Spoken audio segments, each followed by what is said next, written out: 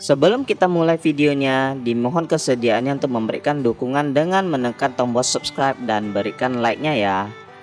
Dukungan Anda sangat berarti bagi kami agar channel ini bisa terus berkembang dan memberitakan firman kebenaran Tuhan, agar nama Tuhan Yesus dimuliakan hingga ke seluruh penjuru dunia. Terima kasih. Amin. Shalom Bapak Ibu semuanya. Apa kabar pagi ini? Baik-baik semuanya, puji Tuhan, kita bersyukur atas kuasa dan pemeliharaan Tuhan. Kita semuanya dalam keadaan baik. Kita dalam pemeliharaan Tuhan, tetap semangat. Mari kita terus beribadah. Dan kita bersyukur karena tempat kita ini, GBI Selekta, tempat yang cukup aman untuk kita semuanya beribadah dengan protokol kesehatan yang sangat baik, dengan ruangan yang nyaman, tidak terlalu berdesakan, space-nya bagus, sehingga kita nyaman saudara. Marilah kita tetap semangat, baik bagi kita yang hadir, bagi kita yang melayani, dan bagi semua kita tetap fokus kepada hal-hal rohani, kita mencari apa yang Tuhan ajarkan kepada kita. Pada minggu pagi ini merupakan closing dari khotbah tema bulanan kita tentang keluarga. Jadi minggu depan kita sudah pindah ke tema yang baru yang nanti akan diarahkan oleh para pemimpin kita. Marilah kita fokus hari ini sebagai sebuah closing khotbah tentang keluarga. Marilah kita belajar bersama-sama. Silakan PowerPoint saya. Tema dari khotbah saya hari ini adalah keluarga Kristen misioner dan berintegritas. Sekali lagi, keluarga Kristen yang misioner dan berintegritas. Ini salah satu momen waktu ulang tahun pernikahan gembala sidang kita di tempat ini, Bapak Pendeta Leo Pangaribuan dan Ibu yang kami rayakan dengan penuh kekeluargaan dan penuh sukacita sebelum pandemik. Salah satu koleksi yang terbaik yang saya punya dan sebagian besar ada waktu itu. Ada beberapa teman yang belum ada di sini, jadi fotonya nggak ada. Saya membuat sebuah statement yang saya kutip yang berkata, family where life begins. Keluarga itu adalah sebuah tempat di mana kehidupan itu mulai. And love never ends. Dan cinta kasih tidak akan pernah berakhir. Bapak, Ibu, Saudara, begitulah mulianya keluarga. Satu tempat yang nyaman, keluarga adalah tempat yang paling indah, keluarga adalah tempat yang penuh dengan cinta kasih. Mari kita lanjut next. Seorang psikolog ketika diwawancarai dengan pertanyaan demikian, apakah krisis yang terbesar pada abad 21 ini?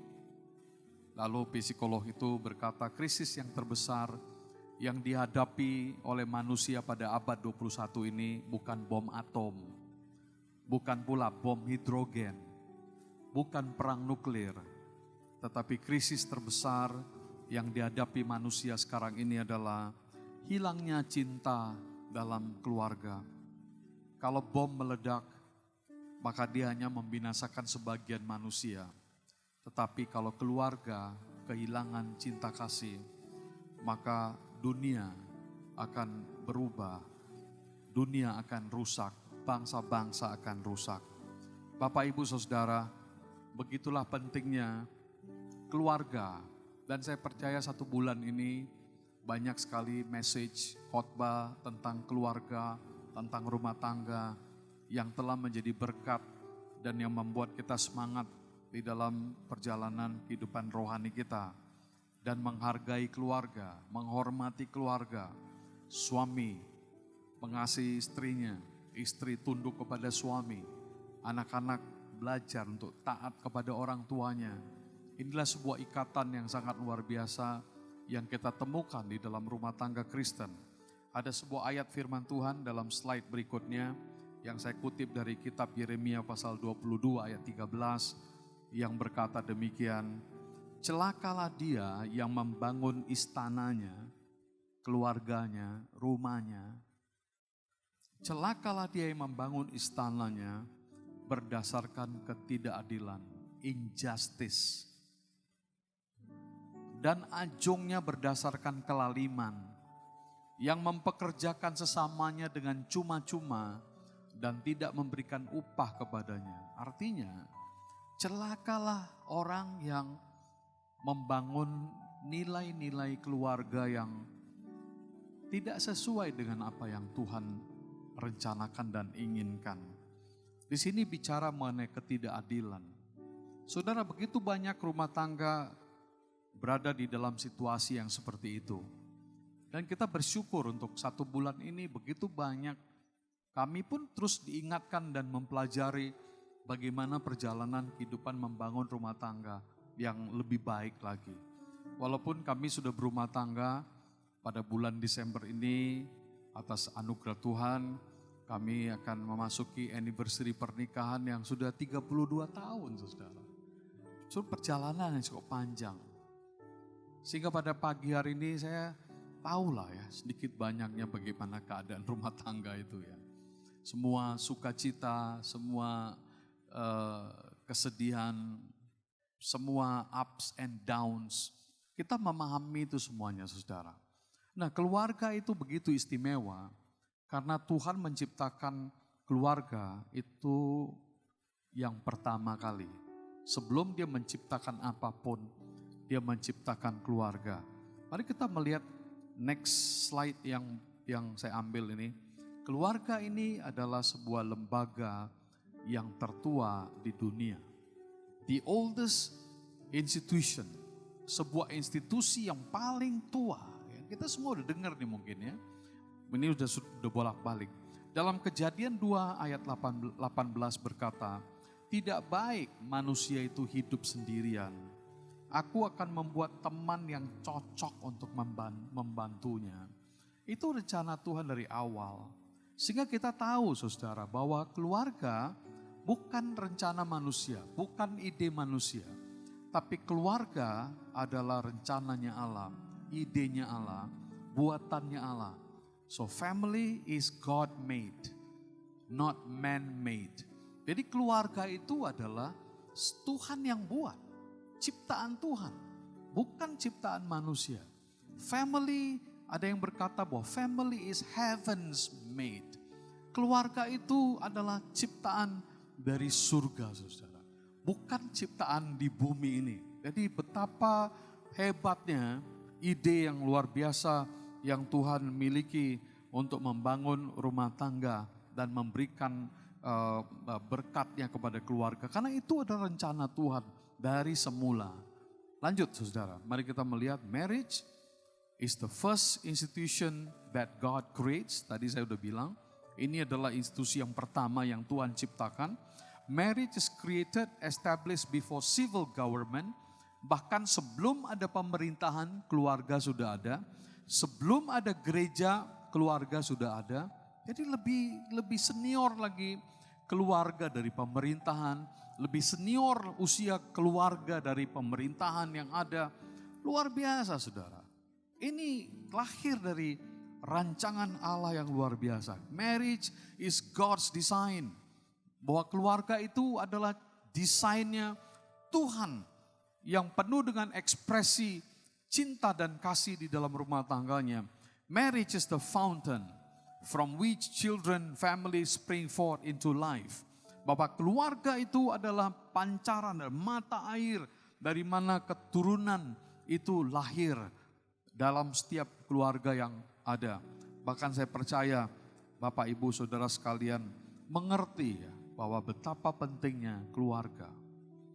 Seorang yang paling dihormati di dunia ini, yang saudara akan lihat ini wajahnya sudah tidak lagi asing. Beliau ini diundang ke Amerika untuk berbicara di dalam sebuah pertemuan yang bergengsi, yaitu di Capitol Hall Building di mana para pemerintah, pejabat, raja-raja, pembesar-pembesar dunia, kalau datang dan mengadakan pertemuan itu selalu ke Capitol Hall ini. Nah saudara, ibu ini diundang ke Capitol Hall untuk bicara mengenai perdamaian.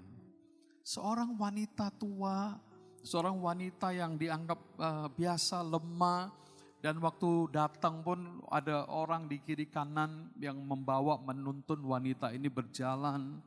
Saudara, yang kelihatan sederhana dengan ciri yang tidak pernah berubah dari sejak awal muda sampai dia meninggal dunia.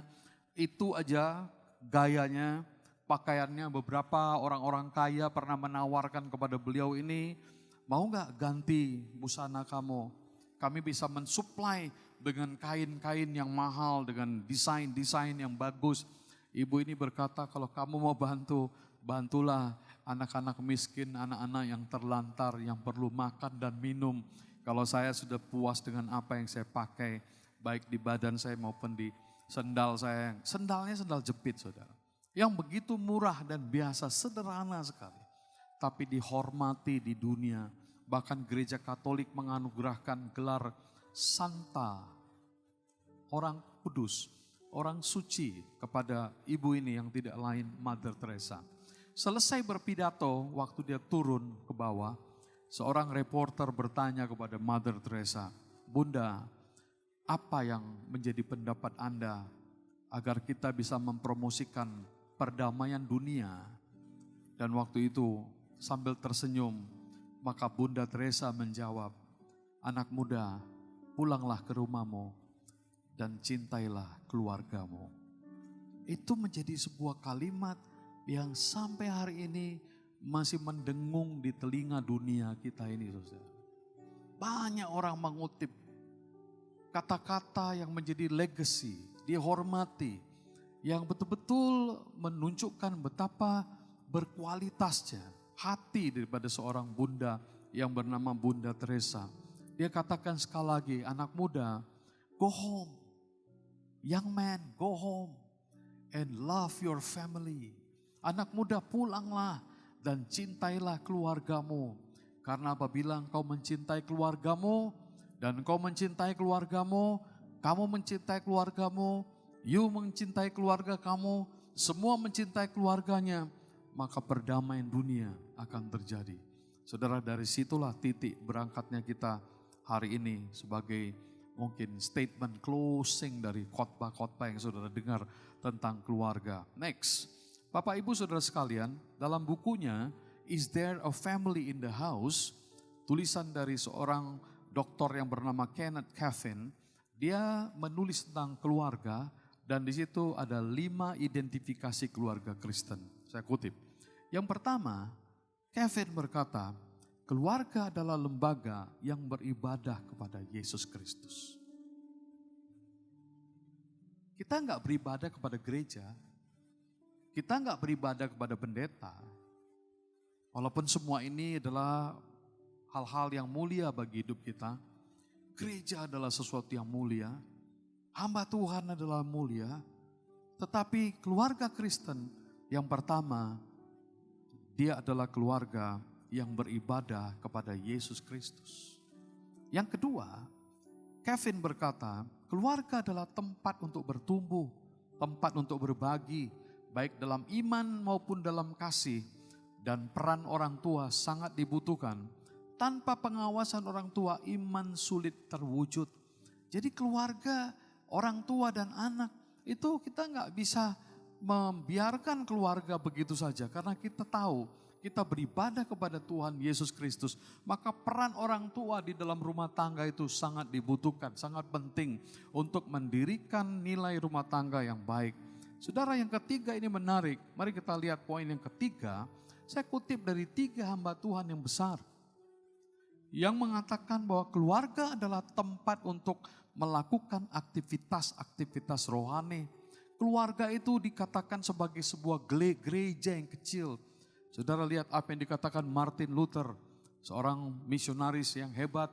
Seorang tokoh reformasi, reformator yang hebat.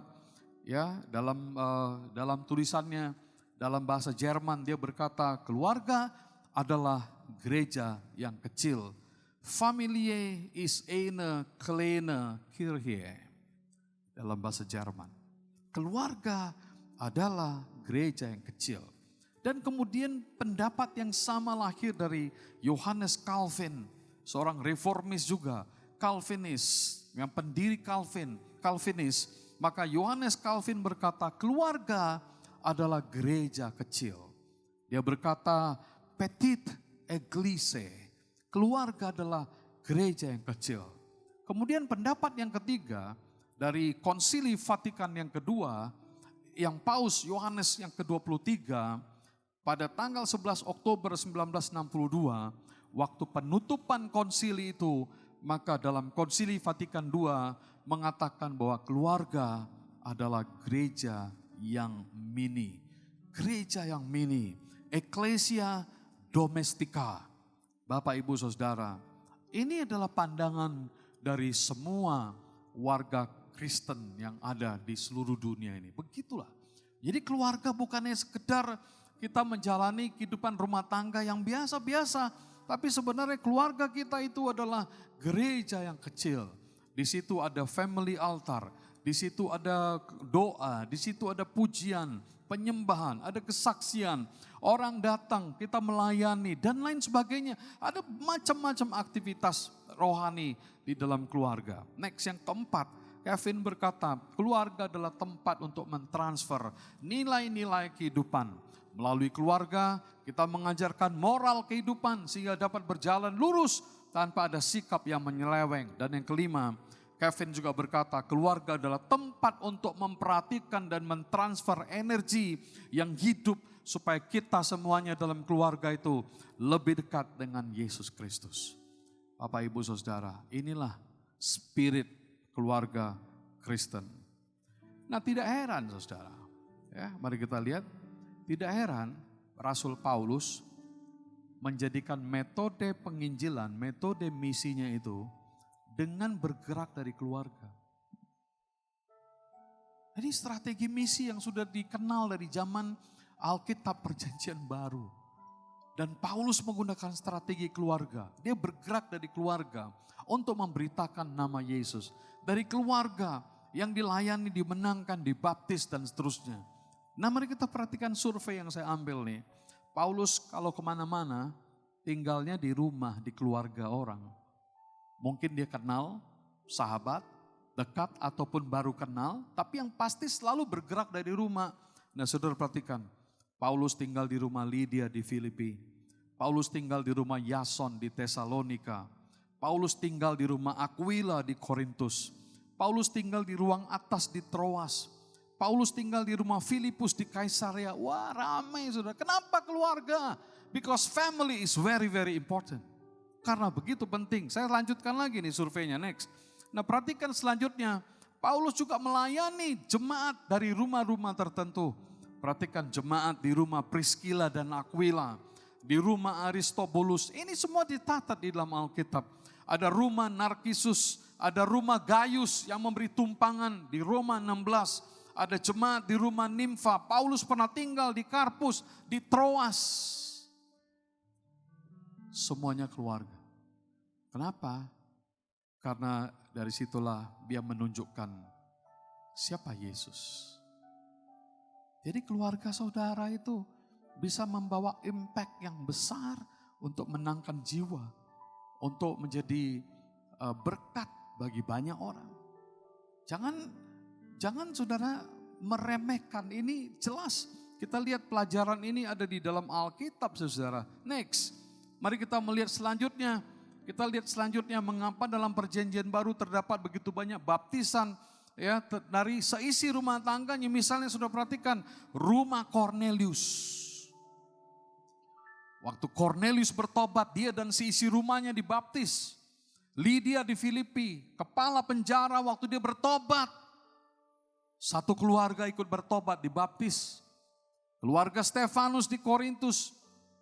Paulus dalam pelayanannya di Perjanjian Baru selalu mulai dari rumah tangga. Saya mau berhenti di sini. Saudara tahu bagaimana keadaan keluarga saudara. 1 bulan penuh ini Tuhan mengajarkan begitu banyak hal. Saya berdoa, biarlah rumah tangga kita menjadi rumah tangga yang dipakai oleh Tuhan dengan dahsyat. Khususnya pada masa pandemik, kita nggak bisa banyak berbuat seperti sebelumnya. Pelayanan-pelayanan kita pun banyak bergerak dari sektor dari rumah-rumah. Hari ini ada yang ibadah di onsite, tapi itu jumlahnya lebih kecil. Dan ada juga orang yang beribadah secara online di rumah. Ada begitu banyak orang hari ini duduk di rumahnya dan ikuti ibadah. Ada yang mungkin siaran tunda, ada yang mungkin malam. Tapi apapun ceritanya, jangan lupa untuk beribadah. Ambillah waktu. Rumah tangga kita itu penting dan Tuhan ingin memberkati kita. Saya ingin kita mengangkat pujian ini bersama-sama, saudara. Saya jemput kita berdiri sebentar. Khotbah saya baru separuh jalan, tapi kita mau nyanyikan pujian ini bersama-sama. Bukan dengan kekuatanku, bukan dengan kekuatanku, ku dapat jalani hidupku tanpa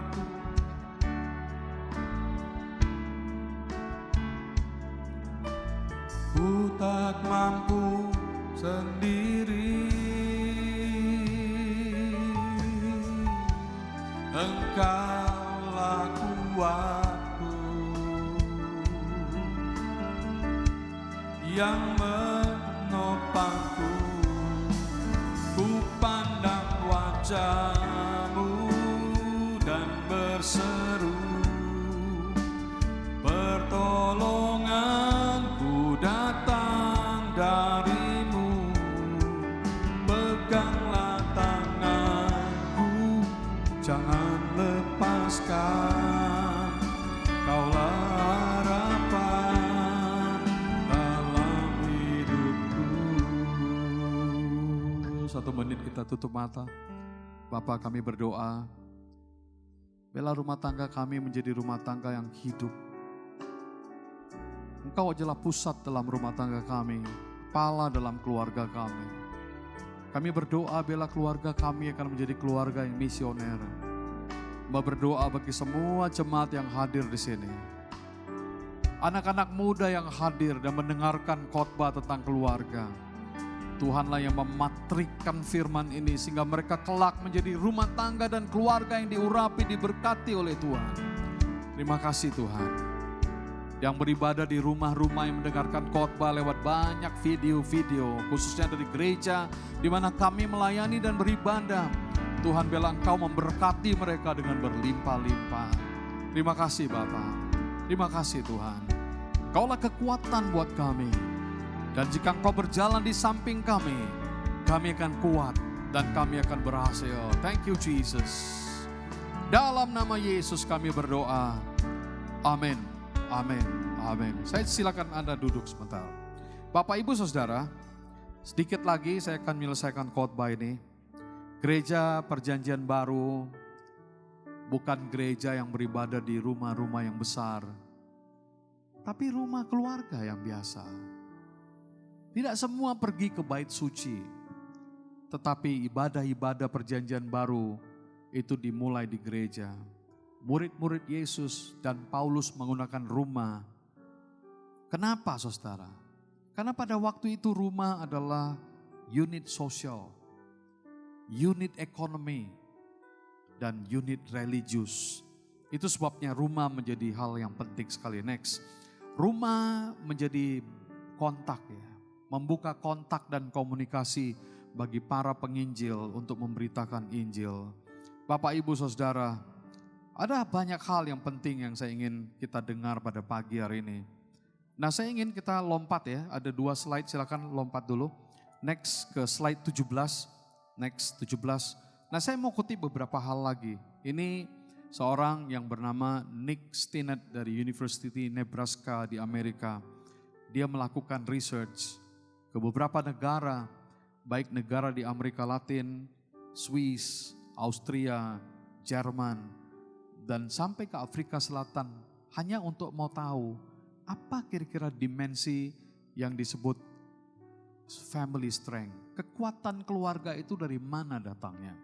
Bapak Ibu Saudara silakan perhatikan ada 6 hal di sini. Next, saya baca lagi kepada saudara. 6 hal ini adalah yang pertama, waktu dia survei 3.000 keluarga, maka keluarga yang kuat yang pertama adalah punya komitmen dalam keluarganya. Suami istri, anak-anak punya komitmen dalam keluarganya. Komitmen kepada Tuhan, komitmen kepada pelayanan, komitmen kepada keluarga sendiri. Yang kedua, mengisi waktu bersama-sama. Ada family time. Yang ketiga, ada komunikasi yang baik. Keempat, saling menghargai, respect each other. Yang kelima, punya komitmen-komitmen rohani. Yang keenam, mampu mengatasi kesulitan bersama-sama. Tidak saling melempar dan menuduh istri yang salah, suami yang salah. Tapi keluarga yang kuat, family strength itu apabila mereka mampu mengatasi krisis itu bersama-sama. Bapak Ibu Saudara, closing dari khotbah saya hari ini. Next. Mungkin ini cerita udah pernah kita dengar, satu lagi, lompat saja ini. Yaitu tentang satu keluarga yang bernama keluarga dari Cornelius. Di dalam kitab Kisah Para Rasul pasal 10, kita membaca tentang seorang yang bernama Cornelius. Saya baca demikian firman. Di Kaisaria ada seorang yang bernama Cornelius.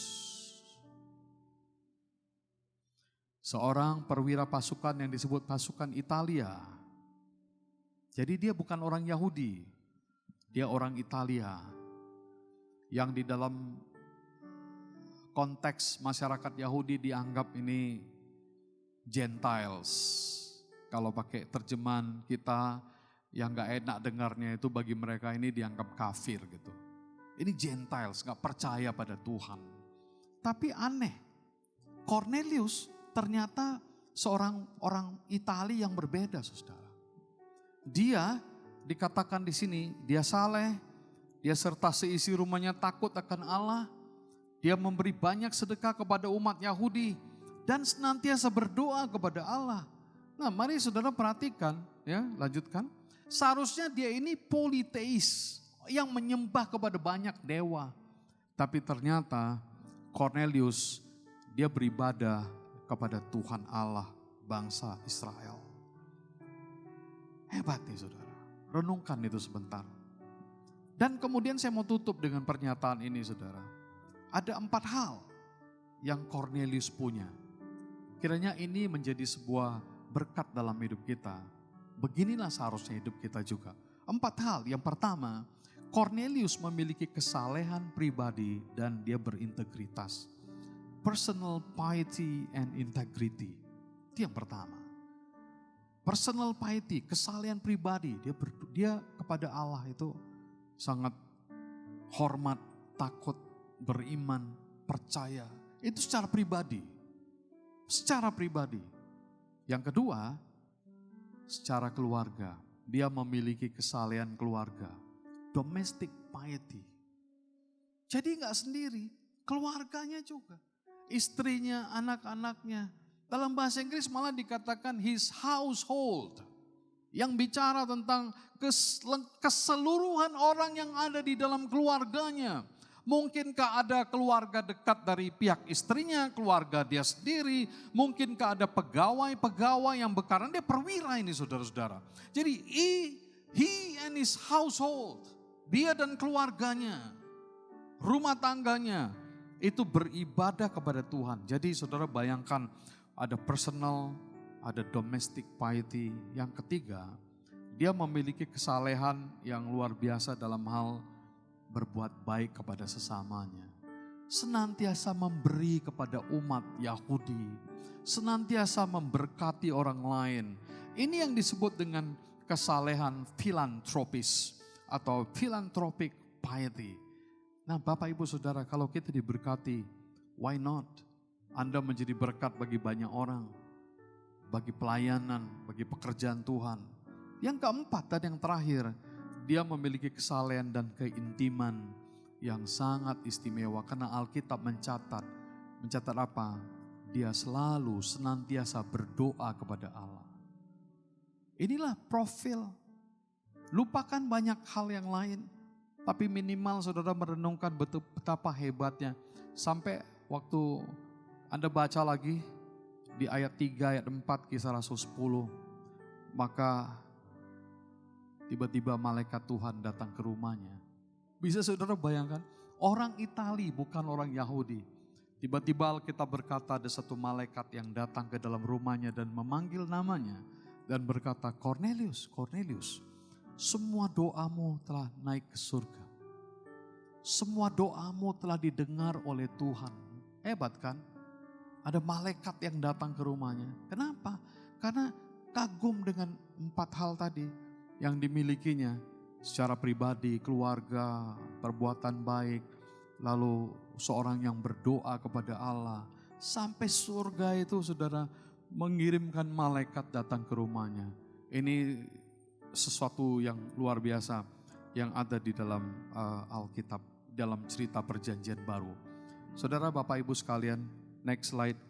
Apakah kita punya kehangatan seperti ini dalam keluarga kita? Apakah keluarga kita memiliki spirit yang misioner? Apakah api Injil itu terus menyala dan masih menyala? Walaupun kita melewati banyak kesukaran dalam kehidupan kita, tapi apakah kita tetap kuat dan berapi-api kepada Tuhan? Dan yang paling ujung, paling terakhir, ini apakah ada satu slide lagi? Silakan. Enggak ada ya, habis ya? Oh ada. Nah Bapak Ibu Saudara, slide yang terakhir. Keluarga yang baik itu dimulai dengan cinta, dibangun dengan kasih, dan dipelihara dengan kesetiaan. Sekali lagi, keluarga yang baik dimulai dengan cinta, dibangun dengan kasih sayang, dipelihara dengan kesetiaan. Semoga Tuhan memberkati kita semuanya.